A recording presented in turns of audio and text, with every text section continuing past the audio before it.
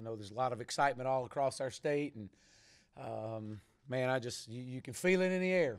As I shared yesterday, I'm excited about this season. I'm excited about these young men. Day one for the second time, the energy level was extremely high again today, which I loved. These guys were ready to practice this morning. It was a quick turn, so I was, it was going to be, kind of a test for them after coming off of a long practice yesterday and a quick turn this morning. They had meetings early this morning, started at 8 o'clock, but those guys showed up with a lot of energy, a lot of excitement. I thought we had a really good day. I thought we finished better today than we did yesterday. Not that yesterday was bad, but I challenged them to finish in what we call a tracking time with shorts and helmets on. When you obviously can't tackle, you want to focus on finishing. I usually hold the whistle, so a play gets out on the edge or across the middle or a run happens. I'm not apt to blow the whistle quick. I want to see guys track into the ball and see if they're taking great angles, see if our running backs are finishing, or our wide receivers catching with a burst. Those are all big things that we look for in a tracking time. One thing that we always talk about is learning how to practice. Know the tempo of the day. There's a tracking, there's a thud, and there's a live. And if we can all learn how to practice, that's when you really see your team grow and develop, because you're able to keep guys healthy and practice the right way. I continue to say again, our guys are in shape. I've been very impressed now with day one, the second time here, of seeing guys in shape, moving around. They look better. They're all moving much better than they've done in the past. And that, again, that's credit to Coach True, Coach Carroll, and his strength staff, or our strength staff. The time, the effort, the energy that they put in this summer. And in the retention level. Now, I want to talk about our players and the retention level. Today was our second day of install. And so we've thrown a lot at them over the last 2 days. And for these guys to the retention level to pick up for day two of the install packets, it just shows that the work that they've done this summer. So credit to those guys. I was very pleased with that. Obviously, a long way to go, a long way to go. But I feel like we're building something special. I think that we take the mindset that every day is day one, and look to get 1% better every day. And that's all we want to do. So with that, I'll open up for questions. Raise your hand, we'll get a mic to you. Hey, Chad, I saw where Dorian Gerald practiced. How good was it that he only had to miss one? How did he look? What are you expecting from him? Yeah, I was glad to get Dorian out there. It was good to see him and getting in the flow of things. He only missed a day, like you said. But today, get him out there, get him in tune with the guys, and he had a lot on him today. But I thought he moved around well. We'll see as the week progresses next week. But it was good to have Dorian out there and his size and his physical stature.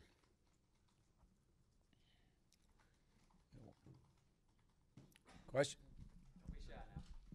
I want to ask you what next week looks like, when you put on full pads, and just kind of the progression of next week, please. Well, we got a 5-day acclimatization period, and we'll go into Monday into more of a shoulder pads and start getting into some of the thud technique. And then I believe Wednesday is our first day of full pads. We'll get some live work in Wednesday and Thursday. Be a lot of really good on good. Doing some live work, tackling to the ground. That'll be some Wednesday and Thursday as well. Friday we'll step back just a little bit, get them ready for Saturday scrimmage. That'll be their first big test, big scrimmage, and so we'll see. But that's what next week looks like. You wanted to get in the stadium for Saturday. Things look on course for being in the stadium. I believe so. I don't know that for sure. I'm hoping to get in there this Saturday. The more of our true Saturday scrimmages we can get into our stadium, the better. We'll find probably more out on that on Monday. But if not, we'll be out here next Saturday, and then hopefully for sure the following week I believe it's the 18th that we'll be. I think it's the 18th that we'll be out there for our final scrimmage. Other questions? Just what have you seen so far from that nickel Sam backer deal with Hayden Henry and McClure and Munson? Yeah, I think obviously with K. Rich being out right now, you've seen Hayden get in there, Hayden's done a good job with it. He's also trying to get some Will Backer. I know Chief is working hard on that and cross-training guys. Davion McClure, or Devon McClure, I should say, is moving around, running well, tracking to the ball. And another one that I want to mention too is Derek Munson. Derek's doing some good things. He was unfortunately last spring he was unable to play in the spring game because he had an ankle injury the week of, and had a good spring up to that point.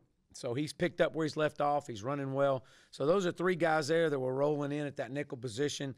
The guy that's really impressive right now is Joe Fouché. This is a young man, a freshman. He looks apart. And the moment's not too big for him right now. Obviously, wearing just helmets and shorts, but being out here, he's not physically intimidated.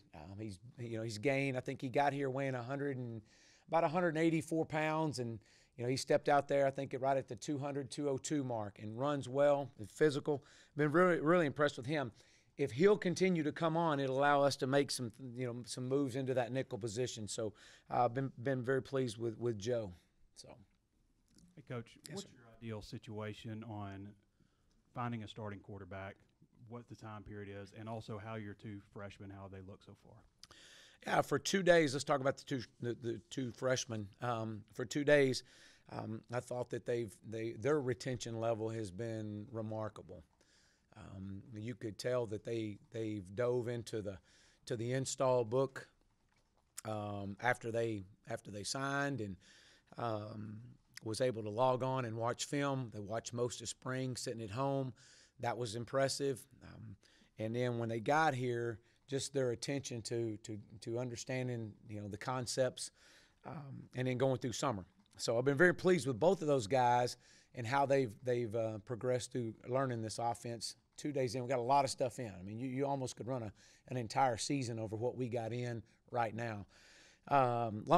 Still a long way from being great, but they're understanding. They got some protection things that they got to get cleaned up. When to check this protection to that protection, but they're learning.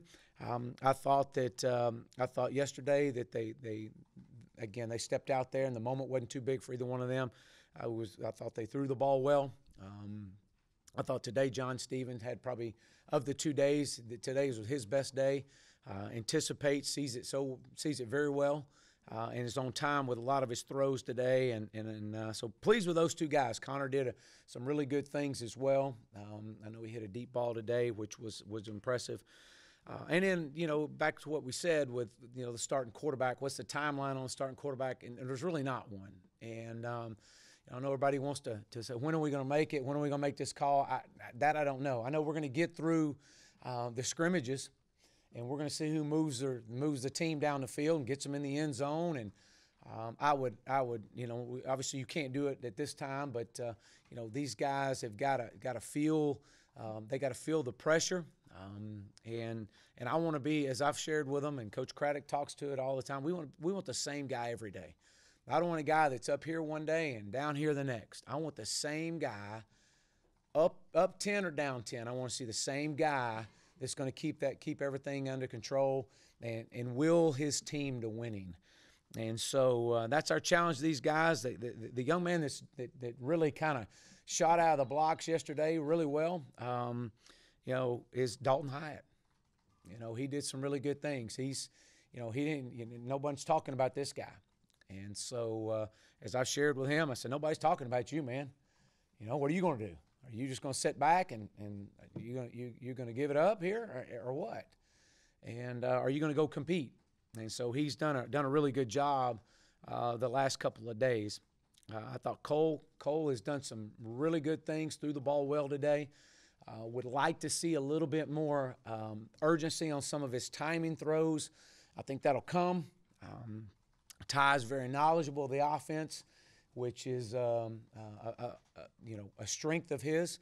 Sees it well and is getting the ball out. Now, obviously, we got to get in some protections that we got to get checked right, but these guys are all competing and they're battling and they're pushing each other in that quarterback room, and they're supporting each other out there too, which is impressive to see. So as far as timeline, I don't know. I know we're going to definitely get through the first scrimmage. hopefully get into that second scrimmage and see how it works, and we'll go from there.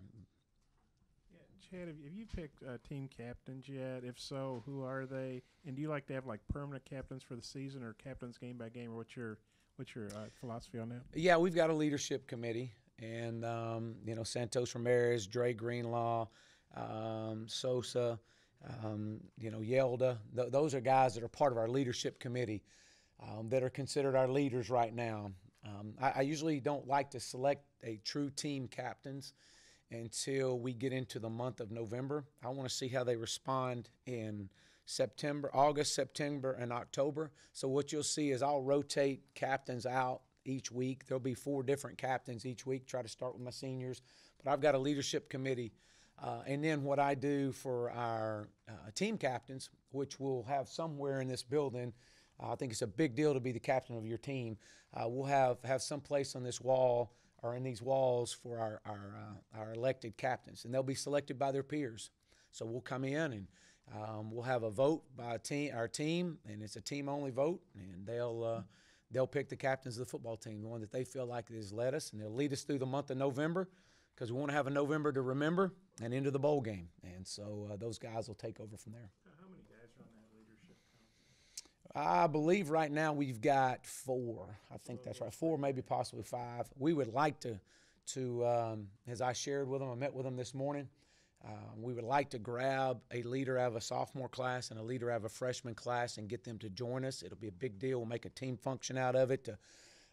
But it'll only be selected by that group. So we're not ready to select anybody yet. But at some point in camp, hopefully we'll bring a sophomore and a freshman into it, and possibly even a junior. So we'll grow it. Chad, you got so many receivers and basically so little time to get ready for game one. How do you sort out the guys there, and who's really risen up, would you say? Well, we got a lot of receivers. We need a lot of playmakers. And so that's how this whole thing's going to rise is seeing guys that are going to make plays out there on that field. We've seen some good ones out there the last couple of days, and obviously through spring. But as fast as we go, the pace of practice, as you know, you've seen our pace of practice. You've got to have receivers. You got to have depth there, and it's a constant push. These guys also are going to be able to contribute on special teams. And so, again, guys making some plays. We as I shared earlier, Jordan Jones is a young man that really needs to come on. Needs to have a great fall camp. Tobias Enlow, we've talked about him. We get into it. Jonathan Nance. I think Jonathan's had 2 really solid days. I've been very pleased with Jonathan for 2 days. Deion Stewart is another one, and then Jared Cornelius. I think Jared has. It definitely feels like that he's back and feels good. Really running really good routes out there. Made a couple of really good plays. So again, we'll keep pushing them. You'll get into next week, and some of the young guys that are out there, they got to figure out what the difference is between hurt and being injured. Your leg's a little sore, you can still practice. So we got to keep pushing those guys. We run a lot. And as I shared with them, we don't condition after practice. Back in the day, you used to condition. I tell them all the time, I said, you either push or I will, one of the two. So these guys are doing a good job. I'm pleased. Coach Stepp's doing a really good job with them. How's Dalton Wagner responded, and also just Clinton, did you work him at center again today, and just kind of who else you're working over there? Yeah, Shane worked some center today. And then he also worked some left tackle. Dalton Wagner, again, is totally transformed his body. Looks really good. I mean, he looks apart. A young kid that's Coach Fry is really excited about the potential of this young man. So he and Shane are working over there. And another young man that's doing some good things too is Noah Gatlin. Now, this is a freshman that is excited to be out there. He's really working hard. Got some reps in there today with both our ones and our twos. And then Silas Robinson. You'll see Silas is working a little bit of center today as well. So these are 2 young guys that we're excited about. It's going to provide some depth for us. Hey, Coach, it's pretty amazing, the physical transformation of the offensive line for those of us who haven't been around as much up here lately to see that. Is that a Chad Morris offensive line? Is it still a work in progress physically? Is it something that's where you want him to be, or is it still more to come? Well, we got to have guys in that offensive line that can move. I mean, with what we do, it's all about moving. We do a lot of gap scheme, pulling, wrapping, outside zone, inside zone. Guys constantly have to be moving. And to watch these guys, when you see Brian Wallace and you see a before picture and an after picture of this guy, and you don't even have to see the picture, just watch the way they walk around. Just watch the confidence level that these guys are walking with because they feel better about themselves. And that's what we're trying to get to. And we got to be physical. We all understand that. This is a tough sport played by tough people. And so we have to present that way. We got to practice that way. We got to demand toughness. But you also got to have confidence when you step on that field. And so I'm pleased with the direction we're going. Coach Fry and his ability to work and move guys around, to cross-train, is going to be the challenge, and to create the depth. And so, but he's done a great job with it. We've done that before, and I think that it's all about finding those best five and then find out where they fit, and then find the next group after that. But definitely on track, and that's a credit to Coach Carroll and that entire strength staff, because they knew coming into the summer months that this was going to be our transformation phase, and they had a lot of work to do. Yes, sir. Coach, if you can you talk a little bit about Christopher Lopez, kicker from Rogers? Yeah, he's not in the 110 at this moment. He'll join after school starts. But I will talk about our kickers. Obviously, Connor Limpert and Preston Stafford. We've gotten into doing some several periods of our specialty period. Especially we do a specialist period at the end of practice, and whether that's pooch kicks, onside kicks, punting, and I think those guys have done a good job. Blake Johnson again for 2 days in, and Reed Bauer. And Reed Bauer is gonna push. He's gonna make a push. He's not gonna just surrender the job to Blake. So I think we got a good competition going on right there. I can't wait to see them in some live work to see how on both sides that they respond in both kicking and in punting. Coach, where are you at in terms of the 85 scholarship limit, and how many do you think you're going to be able to get into the 2019 recruiting class? With our 85 right now, I am sitting somewhere around the 82, 83 mark, maybe somewhere in there. We'll get to 85, but for sure we will. But that's where we're sitting right now. Looking at that 2019 class and how many we feel like we're going to sign, I think you're going to see us probably be able to wind up signing, I would say somewhere around the 19 to 22 mark. That's kind of what I'm thinking and looking. We've got some guys that, as you always look, you always take your number and you always usually add a few to it. It's kind of what I've always dealt with, and places I've been in the past. You take the number you got and you anticipate there's going to be some attrition along the way. Guys leaving early or what, and usually add 6 to it. It's kind of what I've always had and worked with. And sometimes 6 is on a low end. So that's just kind of what we've done. But I think we got 15 seniors, and adding 6 of that gets you to 21. So again, I'm anticipating that we have some guys that have a great year. They have opportunity to come out. Man, if it benefits them, and then we're definitely going to give them the support and direction they need. And we got that means a lot of good things are happening. That's what that means. And so, but we got some guys working extremely hard for that. But I'd say somewhere probably no higher than 22. I was just curious because we were talking about the freshman quarterbacks earlier. The policy of not letting newcomers talk to the media. Do you do that at SMU, or sort of the process behind? Yeah, we usually wait till after their first. They participate in the game, and then they're open at that point. So. Is there sort of a reason for that? Well, just yeah, really there is, and it's the fact that just kind of something I want to hold on to with those freshmen and get them ready to go, and I want to make sure that they're able to contribute out there on that football field before we step them in front of, and represent this team and understand what our standard is and how we operate, and nothing's going to be given to you, and they've all been the greatest in their high school, and we want to see how they get out on that football field, and they've earned the right to stand up and celebrate their team and their teammates. So that's kind of what we've done.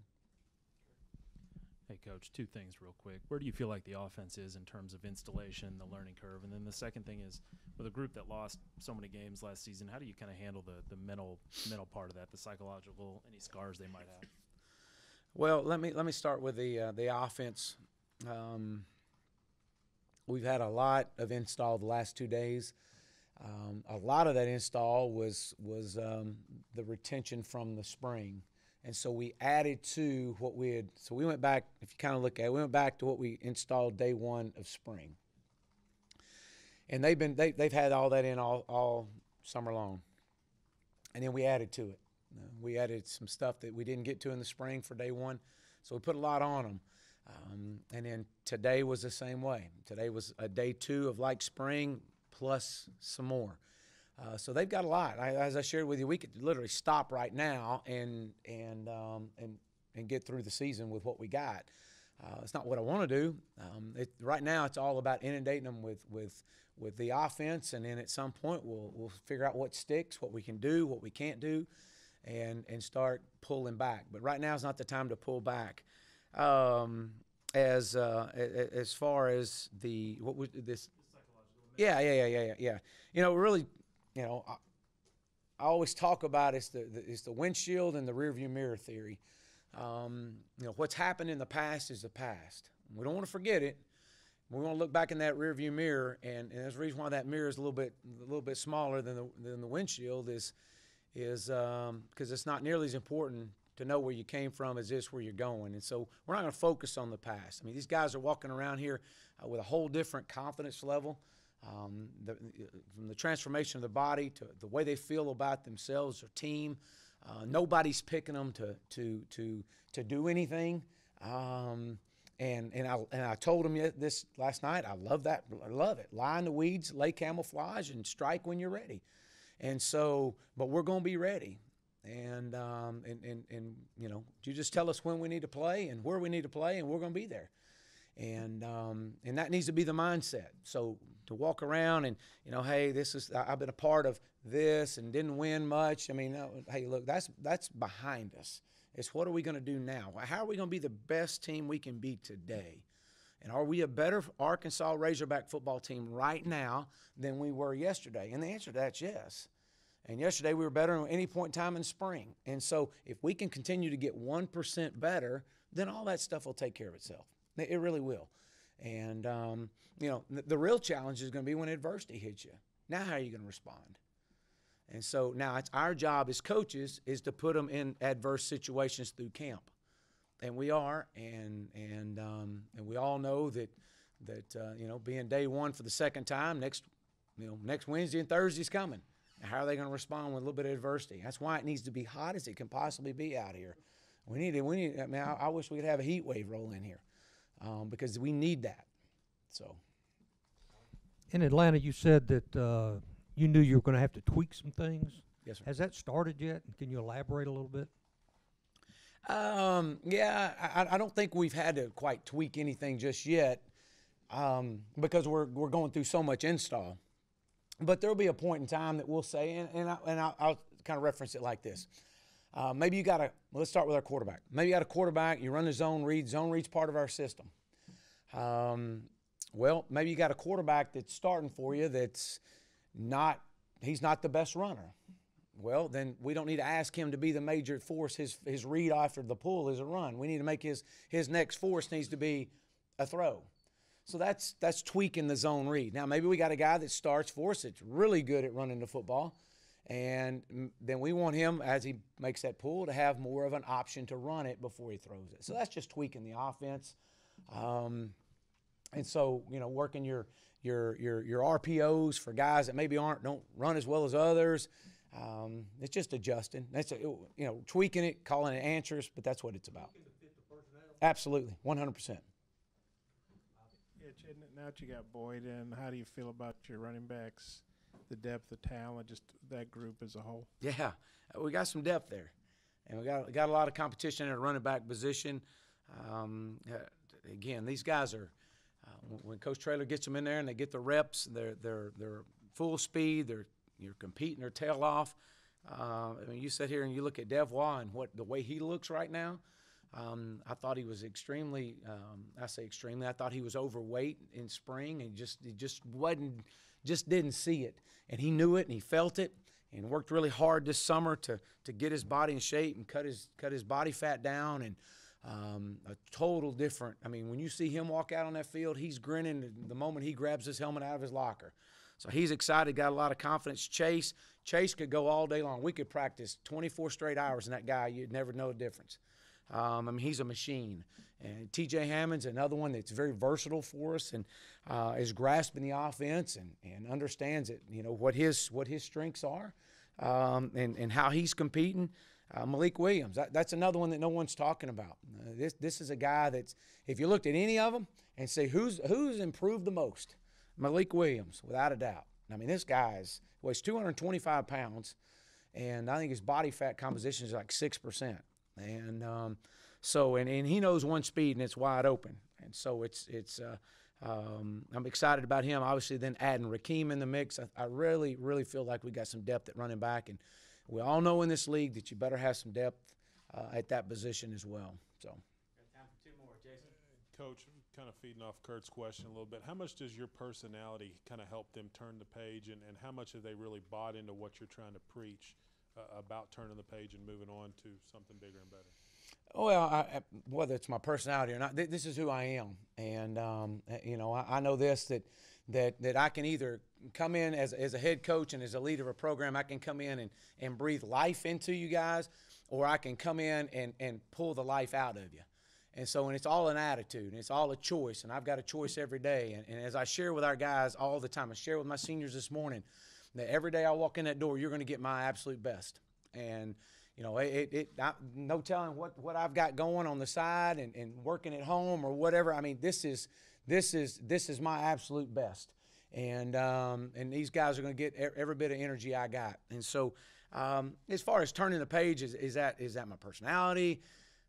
No, it's all about just living in the moment, just being where your feet are, and being the best you can be. And that's all I want. When December rolls around and we rally back, and did we get the absolute best out of the 2018 Arkansas Razorbacks at every position? That's what I'm going to ask every one of my coaches. So I'm going to ask our strength staff. And if we did, great. We'll be pleased with the results because we got the best out of them. Coach, consistency is a word that always seems to come up when you talk about LaMichael Petway. Have you seen that from him through the first couple of days, and has he taken a step forward? Yeah, I have. I mean, I think that not just him, but a lot of the guys, they've been very consistent in their work ethic, consistent in their catch and tuck and get vertical and their burst. So yeah, I think we're on track. We're definitely stepping in the right direction. Coach, a lot of talk about offense and plays and this. What's the retention of the defense, and what would you tell somebody that says that y'all probably are not going to blitz much this year? Well, I think anybody that knows John Chavis understands that they would probably chuckle at that, because he wakes up and gets out of bed pressuring. I mean, he's bringing he's blitzing every chance he walks in this door up here. He's bringing some type of pressure. That's what he is. That's what's made him successful. And I'm that's why I wanted him here, because I know I've had to game plan against him. Defensively, the retention level very similar to the offense. I mean, you've now gone two days of install. These guys have taken ownership in it. And, the Dre Greenlaws and Scooters and these guys have taken unbelievable ownership. I've been pleased with Randy Ramsey. I mean, these guys have retained. They've retained a lot.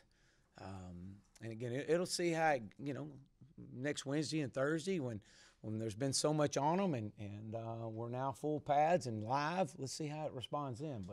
But for 2 days, it's been impressive to watch them.